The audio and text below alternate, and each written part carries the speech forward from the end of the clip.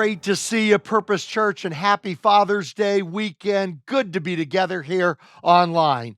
Today, we're continuing our summer series, Unqualified Yet Chosen, a study of the life of David. But before we dig into our study, let me share with you, just in case you haven't heard yet, but on Wednesday night at our congregational meeting, we voted for Eric Holmstrom to be our 19th lead pastor of Purpose Church in our 154-year history.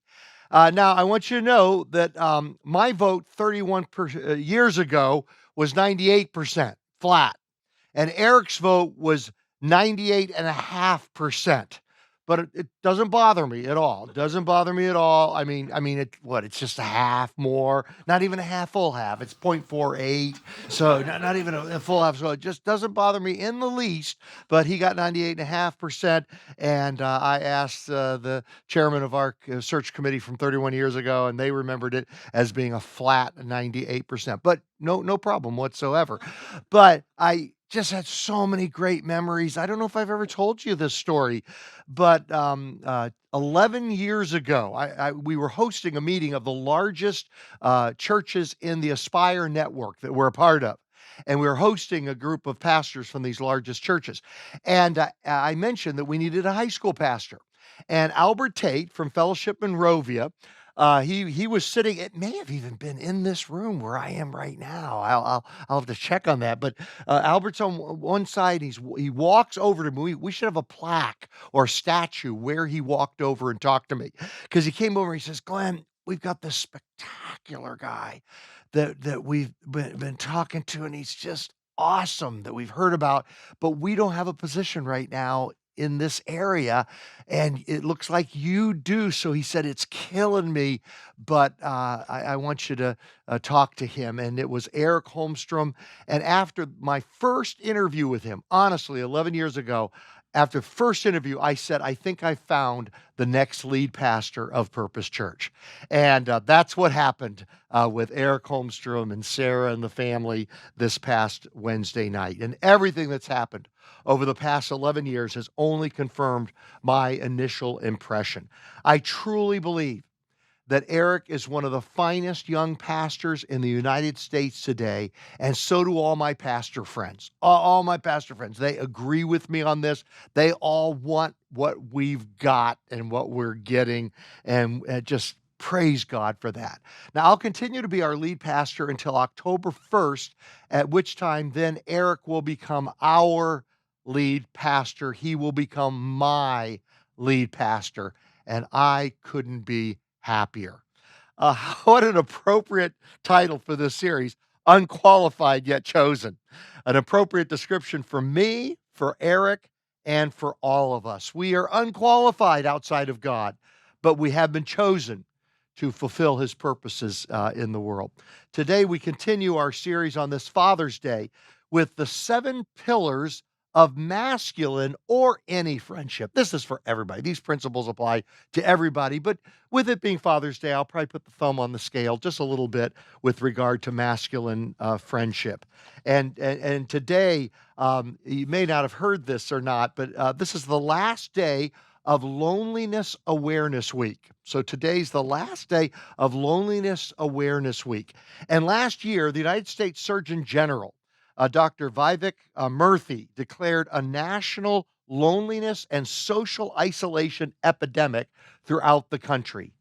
50% of the adults in the United States experience considerable levels of loneliness that can affect physical, mental, and societal health. The Los Angeles Times, I just read an article the other day that reports that 1 out of 7 men have no friends. Now, we don't want that to be true of any man here at Purpose Church. And Tim McCandless and Tim Stapleton are the co-leaders of our men's ministry. And I would like to invite Tim McCandless to come right now and just tell us about how our men's ministry can help men connect with other men. So Tim, come on up. Well, as Pastor Glenn mentioned, my name is Tim, and I have the honor of serving on staff here at Purpose Church. And guys, this message is specifically for you. I don't know your current situation right now in life or in your faith journey. Some of you may be struggling with loneliness. depression. Some of you others might be struggling with addiction, a failed relationship, failed marriage, maybe financial struggles, and you're feeling that things are hopeless. I'm here to tell you that you're not alone, that there is hope, it's real, and change is possible. But you weren't meant to do life alone. It's our mission here at Purpose Church to partner with the Holy Spirit to help encourage, equip, and empower you for engagement in your specific kingdom calling and purpose.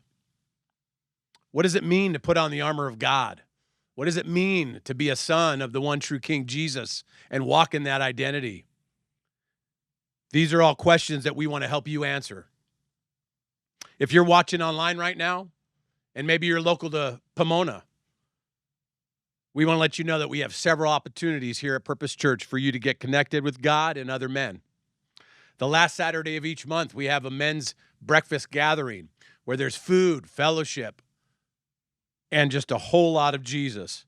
We have powerful messages specifically tailored to hit the hearts of men and to provide the information that you need. There's no cost to attend, so we encourage you to come, show up, and see what God's got for you.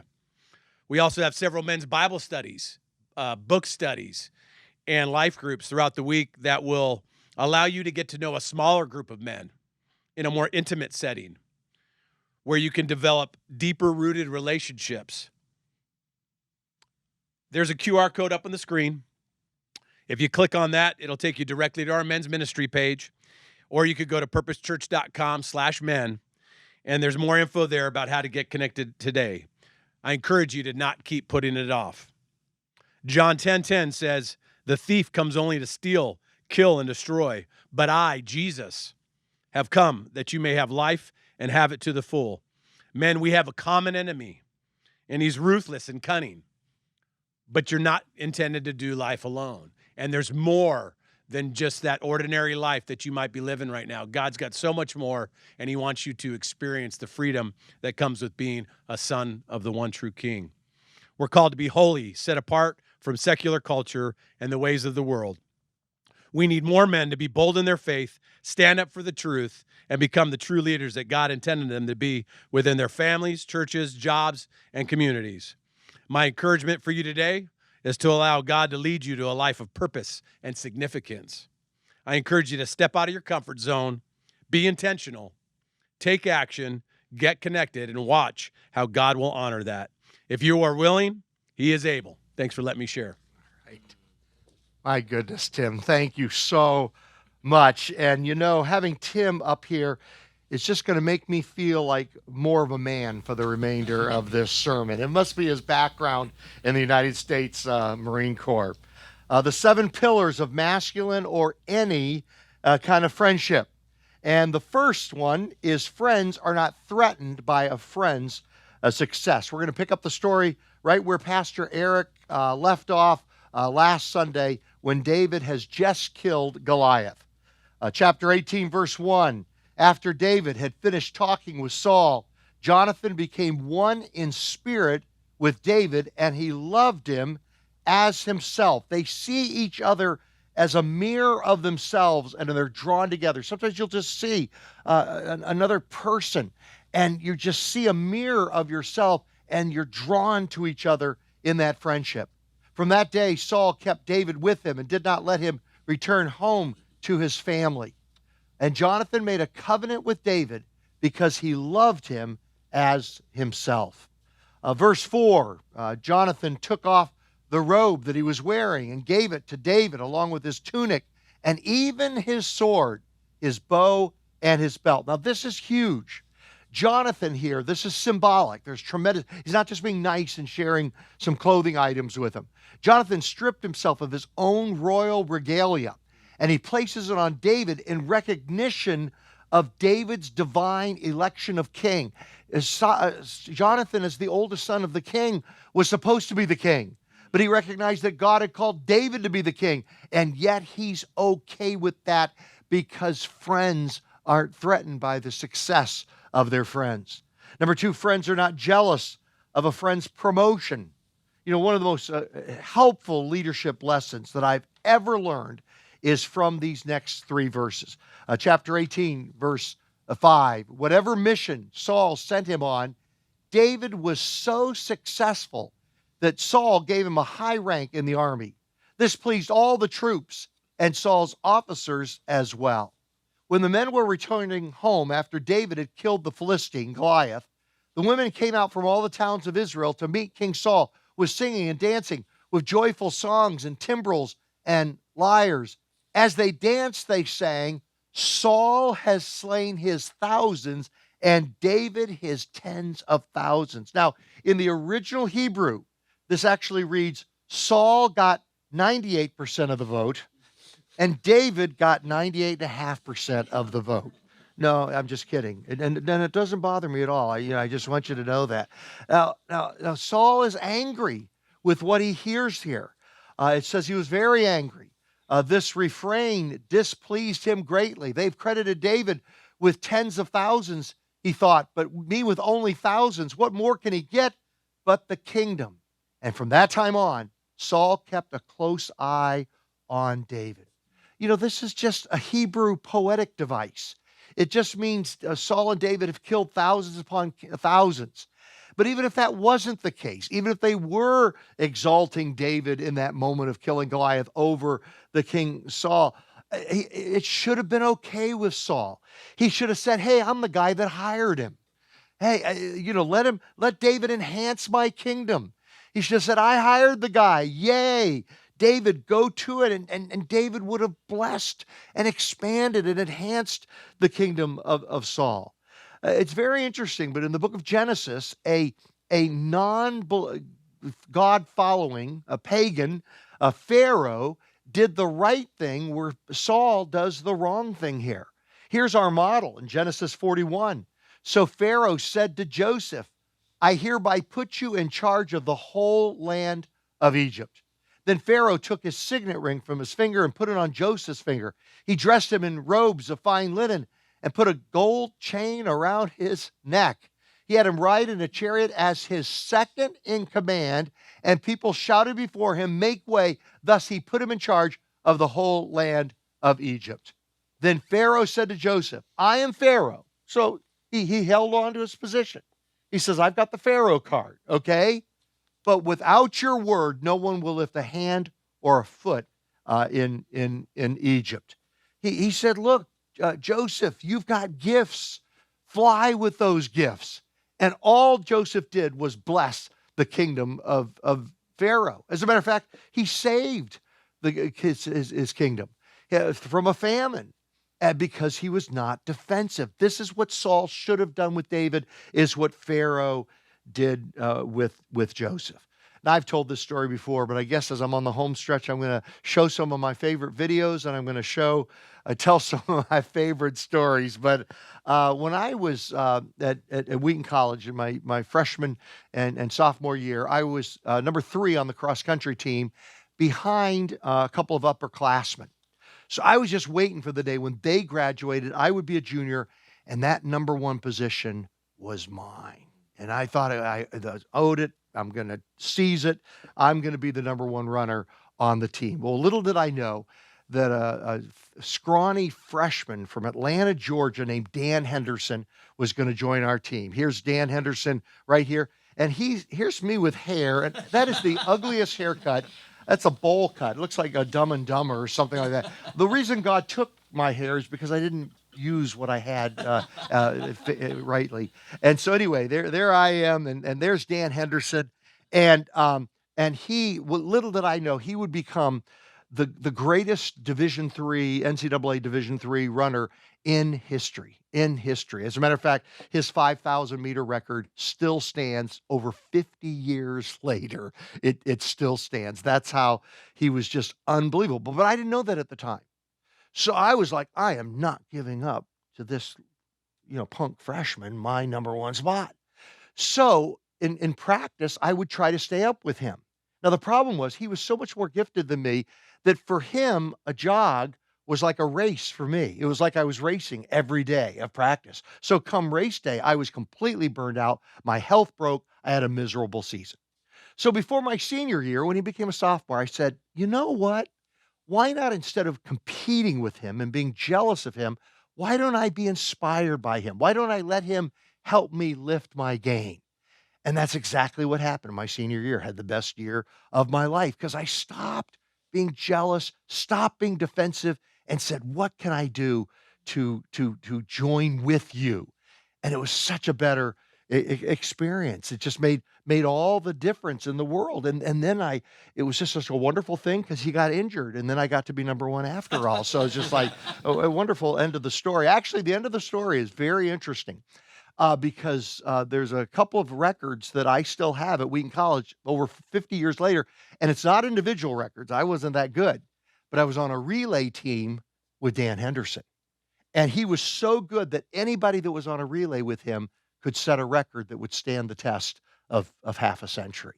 And that's just such a picture of heaven that if we stop competing with each other and we say, how can we how can we collaborate together to expand the kingdom of God? When we get to heaven, something's going to last. It's going to be lasting for eternity. What we do when we do it not out of defensiveness, not out of jealousy, but out of together seeing what God can do through us. And then number three, friends stand up for their friends outside of their presence. And that's kind of an awkward way I put that there. Probably should have said something like, friends stand up for their friends when they're not around, when nobody's around to defend that friend. Have you ever had a friend say to you, you know, so and so was saying negative things about you, but I didn't join in and I thought you should know? And you're thinking, okay, did you defend me or just sit there quietly while someone said negative things about me? And you're like, hey, why didn't you stick up for me? You know, friends stick up for friends when their friends are not there to defend themselves. 1 Samuel 20, verse 1. Then David fled from Naioth at Ramah and went to Jonathan and asked, what have I done? What is my crime? How have I wronged your father that he's trying to kill me?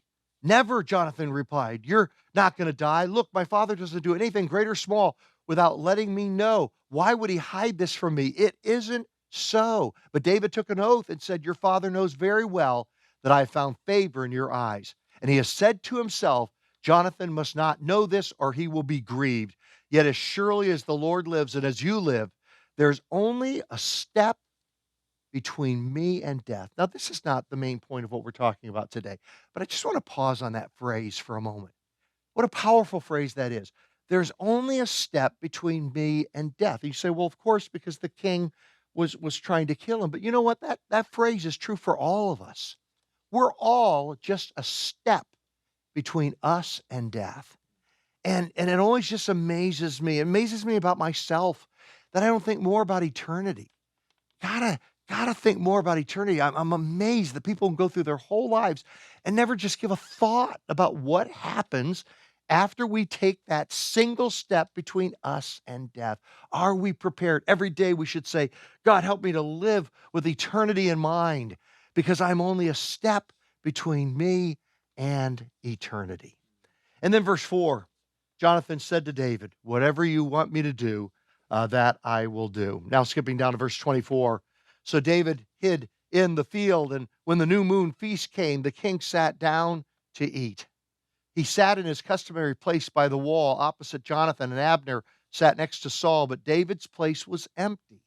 Saul said nothing that day, for he thought something must have happened to David to make him ceremonially unclean.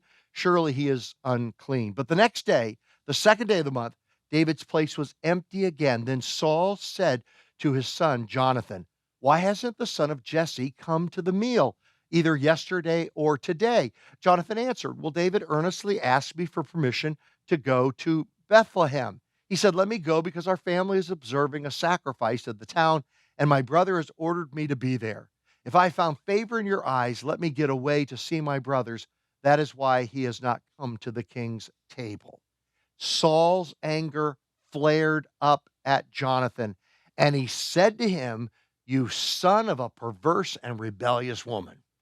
Now, I was not a part of that culture, but that's probably not good. You know, I'm just guessing that was not a compliment. Don't I know that you have sided with the son of Jesse to your own shame and to the shame of the mother who bore you? As long as the son, here's the crux of the matter, as long as the son of Jesse lives on this earth, neither you nor your kingdom will be established. Jonathan was okay with that. Saul was not. Now send someone to bring him to me, for he must die. Why should he be put to death? What has he done? Jonathan asked his father. But Saul hurled his spear at him to kill him. Then Jonathan knew that his father intended to kill David. Jonathan got up from the table in fierce anger.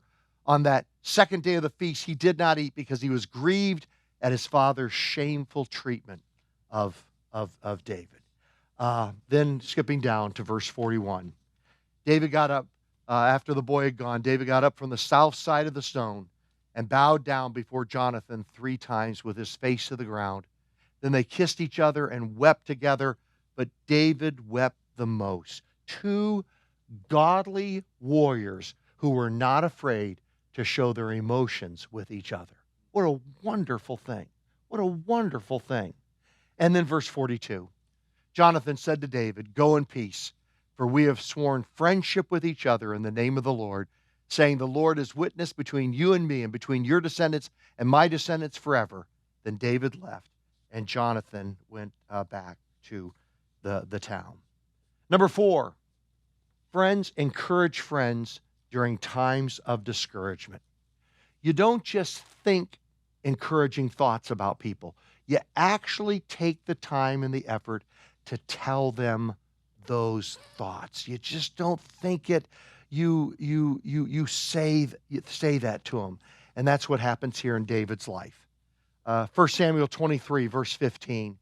While David was at Horesh in the desert of Ziph, he learned that Saul had come out to take his life.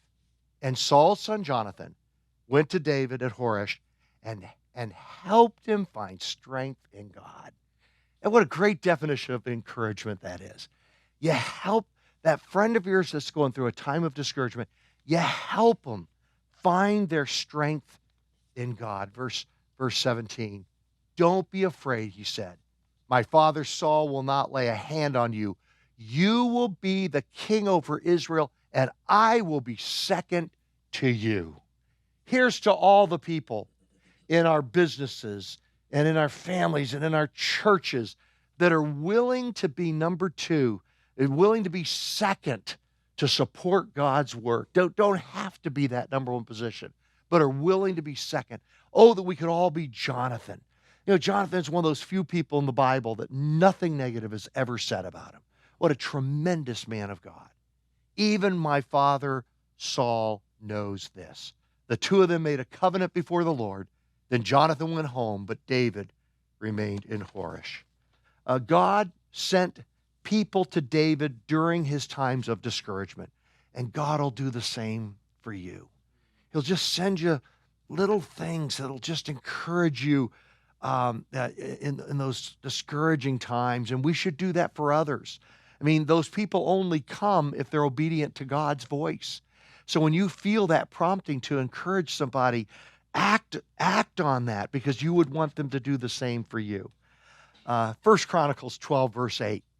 Some Gadites defected to David at his stronghold in the wilderness. They were brave warriors, ready for battle and able to handle the shield and spear. Their faces were the faces of lions, and they were as swift as gazelles in the mountains. Do you know, those of you that are watching online right now that have come to our church since the pandemic, for me, you are those Gadites. You just came to us after the pandemic. All of you that came to our church since the pandemic, I see you this way. I see you as people that God just kind of sent to us, like God sent people to David in the wilderness just to be an encouragement. Do you know what an encouragement you have been to us at our church? And then I love this next passage. This is probably the most masculine passage in all the Bible. Okay, you ready for this? Better to have Tim McCandless up here reading this passage than me, I'm telling you. These Gadites were army commanders. The least was a match for 100, and the greatest for 1,000. It was they who crossed the Jordan in the first month when it was overflowing all its banks at flood stage. and they put to flight everyone living in the valleys to the east and to the west. Other Benjamites and some men from Judah also came to David in his stronghold. David went out to meet them, and he said to them, now if you've come to me in peace to help me, I'm ready for you to join me. But if you've come to betray me to my enemies, when my hands are free from violence, may the God of our ancestors see it and judge you. Now here it comes. This is a great passage. Then the Spirit, the Holy Spirit, came on Amasai, chief of the 30, these 30 leaders of David's men. Holy Spirit comes on him, and he says, we are yours, David. We are with you, son of Jesse. Success to you, and success to those who help you, for your God will help you. So David received them and made them leaders of his raiding bands. Let's say that to Pastor Eric as he starts out his time as our leader. We are yours, Pastor Eric. We're with you. Success to you, and success to those who help you, for your God will help you. They say that the most important thing that needs to happen for an organization to be successful is for the leader of that organization to stay encouraged. So the most important thing for an organization to thrive is to keep the leader encouraged, because the leader's in that point position where Satan loves to attack and bring discouragement. Now, he loves to do that to all of us. His favorite tool in his toolbox is discouragement. He does that to all of us.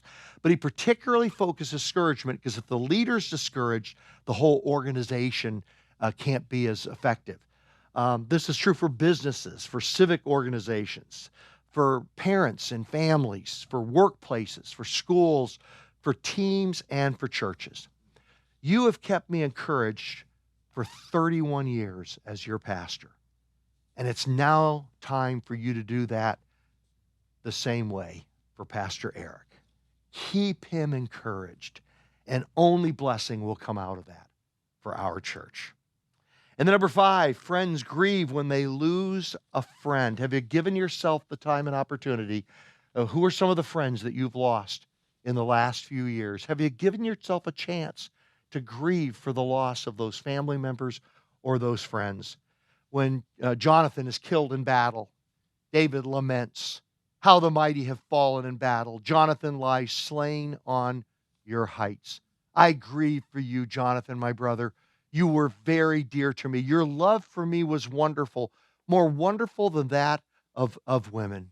How the mighty have fallen. The weapons of war have perished. We need to take the time to grieve for the loss of our friends. This is why memorials and remembrances are so important. This past weekend, 43 Gundersons from 10 states gathered in the Upper Peninsula of Michigan for the funeral of my godly Aunt Evie, my dad's younger sister and the last of that generation. And I got a chance to speak last Sunday in 2 rural Swedish covenant churches with my cousin Tim, who's also a pastor. And one of those churches that I spoke in was the church. This is a church where my dad came to Christ, and my dad later led me to Christ. And so this church is kind of spiritual roots for me. It's where my dad found Jesus, and he shared Jesus with me. It's also the church where I preached one of my first sermons when I was young. They let me preach on a Sunday night service here in this church in rural Upper Peninsula, Michigan. So it's good to remember people and places and events. This Wednesday, our church is hosting a community celebration of Juneteenth with the mayor of Pomona at noon at the Harriet Tubman statue in Lincoln Park. And this statue was provided by Ray and Shelley Adamick from our church family. And so love to see you there if your schedule allows for it. Noon on Wednesday on Juneteenth. And we'll just take about 40 or 50 minutes, maybe as much as an hour. Just keep it brief because it's lunch hour, and just worship some and pray and share some. It's going to be a great time. It was a great time last year, and I encourage you to be here this year. I just love to see you there if your schedule permits. And then number 6, friends fight battles and win victories together. Friends fight battles and win victories together. 2 Samuel chapter 5, all the tribes of Israel came to David at Hebron and said, "We are your own flesh and blood. In the past, while Saul was king over us, you were the one who led Israel on their military campaigns. And the Lord said to you, 'You will shepherd my people Israel, and you will become their ruler.'" When all the elders of Israel had come to King David at Hebron, the king made a covenant with them at Hebron before the Lord, and they anointed David king over Israel. David was 30 years old when he became king, and he reigned for 40 years. And then skipping down to verse 22. Once more, the Philistines came up and spread out in the valley of Rephaim. So David inquired of the Lord, and this is going to be a theme throughout David's life. He always asked God. You say, why was he a man after God's own heart? Because most of the time, almost all the time, he's always asking God, what do you want? Not what do I want, but what do you want? He inquired of the Lord, and God answered, "Do not go straight up, but circle around behind them and attack them in front of the poplar trees. As soon as you hear the sound of marching in the tops of the poplar trees," that's God's army on the move. Move quickly, because that will mean the Lord has gone out in front of you to strike the Philistine army. So David did as the Lord commanded him, and he struck down the Philistines all the way from Gibeon to Gezer. Friends fight battles and win victories together. I want to thank you, my wonderful church family. And I shared this Wednesday night. I want to share it with everyone today. I want to thank you for continuing to fight spiritual battles and serving the Lord and reaching out to our community for Christ, even during a time of change. You know, the slowest part of a relay race is the exchange of the baton. That's the slowest part of a relay. And when a church goes through a pastoral transition, you know, it's easy to turn all the focus inward. You know, how is this change going to affect me? But in typical fashion, that's not been true of Purpose Church. By the grace of God, we have defied spiritual gravity time and time again. Let me just share a few of our recent spiritual victories. This past Sunday, we had between 300 and 400 more people this Sunday than a year ago this Sunday. And this has been our pattern for much of this year so far. When Pastor Eric gave the invitation, we had 33 people stand to receive Christ, and 6 people followed Jesus in baptism. We had 16 new families and 23 new children in our children's ministry. And now I want to tell you something that's kind of cool, kind of an encouragement that God gave to us in the midst of this transition.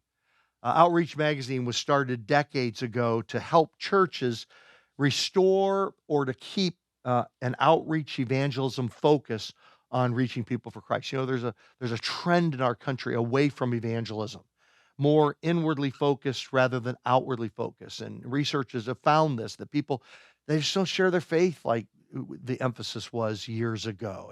And there's kind of more of this inward focus. And so this magazine was formed to kind of challenge the body of Christ in America to keep looking outward. And every year they do this edition that highlights the 100 fastest growing churches in the United States. And I'll confess to you, throughout my time as a pastor, I've dreamed of seeing our church on that list, and we've come close many, many times, but we never quite made it. You know, we even had it's funny in retrospect now, not funny at the time.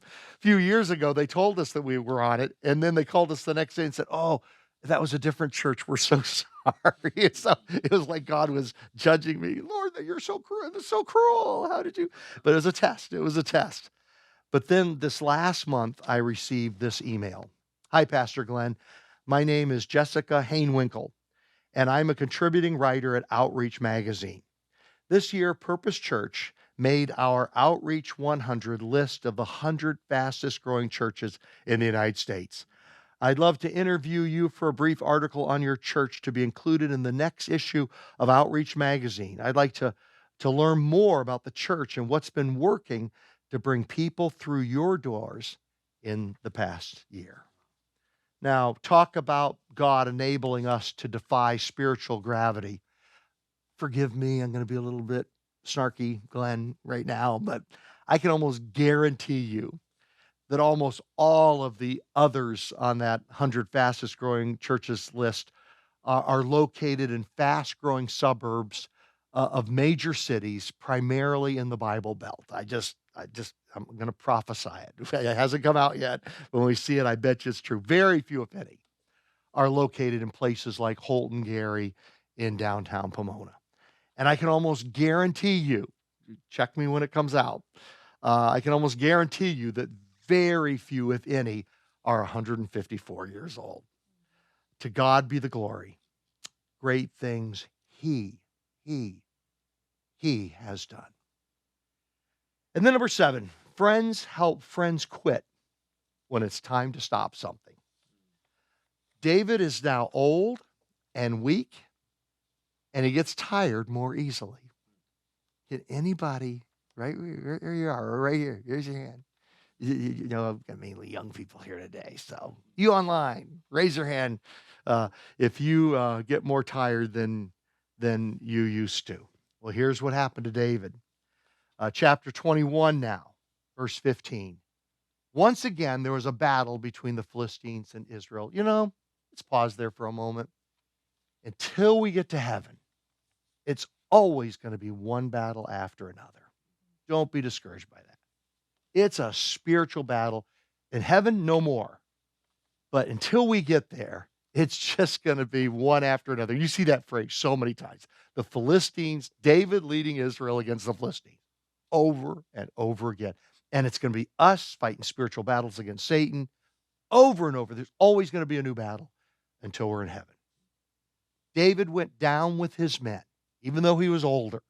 Kind of learned his lesson. We're going to see in a few weeks that he got in trouble when he didn't go down and fight with the people, when he kind of had time on his hands. So he learns that lesson in midlife. And now later in his life, he says, no, I'm going to go down with his men to fight against the Philistines. And he became exhausted in the middle of the battle. And Ishbi-Benob, one of the descendants of Rapha, whose bronze spearhead weighed 300 shekels and who was armed with a new sword, said he would kill David. But Abishai, son of Zeruiah, came to David's rescue. He struck the Philistine down and he killed him. Then David's men swore to him, saying, never again will you go out with us to battle, so that the lamp of Israel will not be extinguished. And I want you to know I am so grateful to you, my friends, who are helping me to retire. And praise be to our good Heavenly Father, who I believe has given us the best pastor, leader, and shepherd that I've ever encountered to lead our beloved Purpose Church into new battles and new victories in the years ahead. Now we're going to end with some fun, because my favorite genre of video clips is Mother's Day and Father's Day videos. So I just want to end, just for the fun of it. It's Father's Day weekend, right? It's Father's Day. Here's another of my favorite Father's Day videos. It's actually a sequel to a previous one. So you'll see at the end, you can check out the first one that was a number of years back. But here's now the update on one of my favorite Father's Day videos.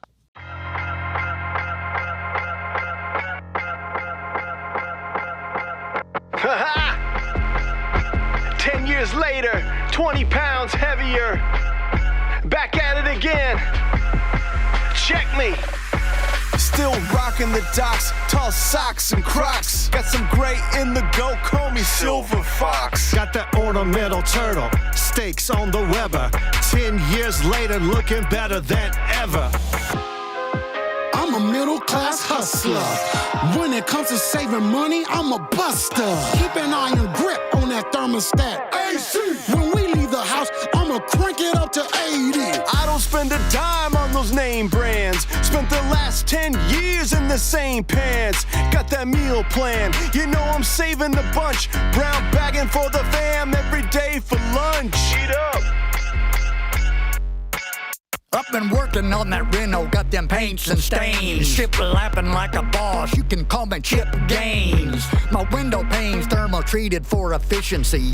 They'll pay for themselves by 2043. I turn a honey-do list into honey done. I can flip a half bath in a half day, son. I'm in the zone, I'm on my grind, and I only had to use YouTube 4 times. Dad life, button down plaid life. What you know about that burger flipping dad life? Telling jokes, Diet Cokes. It ain't a bad life, it's a dad life. Introducing Young Daddy. I may be new to the game, but I'm rolling in smooth. Anything is possible. New dad attitude. Crib locked down like it's Fort Knox, baby proof. And you know that food non-GMO. That's the truth. Pass on the Mickey D's. Nope. Not gonna give him the mac and cheese. Not gonna give him a sugar drink. I only give him that gluten-free. Yes, indeed. Bye, baby gift card. Yeah, I'm swiping that. Stinky baby booty, no sweat. Yeah, I'm wiping that. I'm in grandpa mode, yeah, my kids got kids. I'ma spoil those babies every chance I get. Hit the park, then the zoo on my brand new hip. Last stop, Dairy Queen, get that double dip. They call me Peepaw, and that's a fact to me and Meemaw. Going rogue with the snacks. If you didn't want my grandkids eating the sweets, then you should have thought twice before you left them with me. I got a smartphone, but I don't know how to use it. Text message font size bigger than a Buick. Saw a funny video, I wanna send it to you, but I can't figure out how to get it off the YouTube. Roll up to the pool, turning heads.